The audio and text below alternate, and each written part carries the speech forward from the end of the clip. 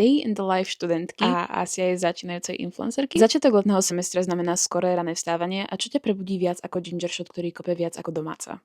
Nasledujúca skincare bola sprevádzaná nádherným východom slnka, ktorý ma zvádzal k tomu, aby som vstávala pred 6 každý deň. Každé ráno si robím guašu s nádejou, že to pomôže s váčkami pod očami, ktoré mi moji stvoritelia s láskou prenechali, a potom za 20 minút podstúpim taký glow up, že sa z toho až sama teraz červenám. Pred odchodom som prichystala sebe a priateľovi proteínovú bombu a mohol sa ísť na skúšku zo sociálnych médií. Po skúške som mala 2-hodinové okno, takže som si vypila raňajky a cestu do fitka si poriadne sexualizovala, či ako to hovoria ľudia na internete. A inak toto je asi jediný pekný fity na svete. Krásne fitko sa rovná krásnej pumpe a po tréningu som si už iba touch-upla make-up. Inak na mojom YouTube nájdeš celý môj tréningový split a čoskoro aj moje skincare a make-up fave. Denný program pokračoval zabezpečením hociakého kofeínu a akože what in the SBS car v obleku is this špár. Nielen, že sa mojich 15 eur na účte chvelo od strachu. Našla som tu odkaz aj pre teba.